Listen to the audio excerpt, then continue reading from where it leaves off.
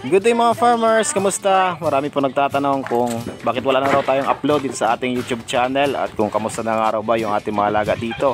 Kaya sa araw ng mga farmers, samahan niyo ako at mag-update tayo at kasama na rin natin yung presyo ng live weight at mga big sa aming lugar. Tara!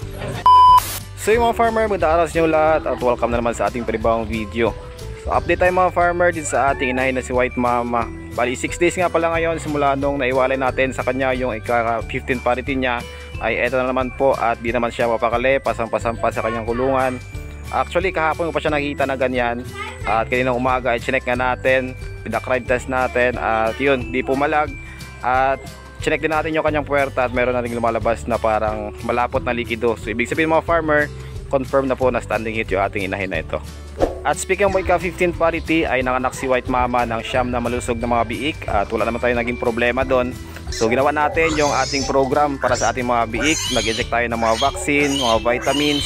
At syempre tinuruan natin agad na kumain ng solid feeds as early as 4 days.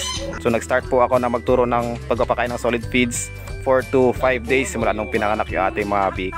At pagsapit nga ng 25 days old ang ating mga biik ay malalakas na po sila kumain at malulusog na rin. So ika 30 days ay nagwalay na tayo at naibenta naman natin lahat. Ang presyon nga pala ng mga biik sa amin mga farmer ay umabot na ng 5,500 to 6K ang bawat isa.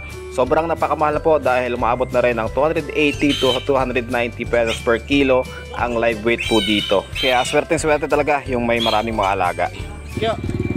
Ikaw lang bala. Oo, magto ko na. Oo. Medyo napansin ko dito kay White Mama na kapag AI yung ating ginamit sa kanya ay kukonti yung kanyang binibigay ng mga biik. So 2 beses pa lang po natin siya na gamitan ng AI at yun parati yung naging result. So di ko naman sinasabi na mali yung ating way or process ng pag-AI sa kanya, pero sa iba kasi natin na mga customer ay maabot rin ng 13 or 12 piraso yung result ng ating AI. Kaya siguro sa katandaan na rin ni White Mama at nakasanayan kasi niya na barako parati yung ginagamit natin sa kanya. Kaya sa susunod na pagpapalain natin gagawin ay barako na ulit yung ating gagamitin. And to make the story short mga farmer ay pinabarakuan na natin si White Mama kinahaponan at naging okay naman. So durok yung ating ginamit sa kanya na barako. Actually first time niya ito na durok yung magpapalay sa kanya.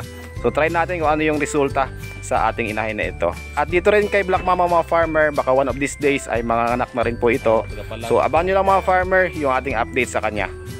So bago tayo magtapos ay gusto ko munang magpasalamat sa lahat ng patuloy na sumusuporta, sa lahat ng nag-aabang ng ating pagbabalik sa pagbablog natin dito sa ating YouTube channel. So maraming salamat po sa inyong lahat at God bless po. Sana po ay magtuloy-tuloy na yung ating gagawin na ito. So hanggang dito na muna mga farmer at hanggang sa muli, happy farming!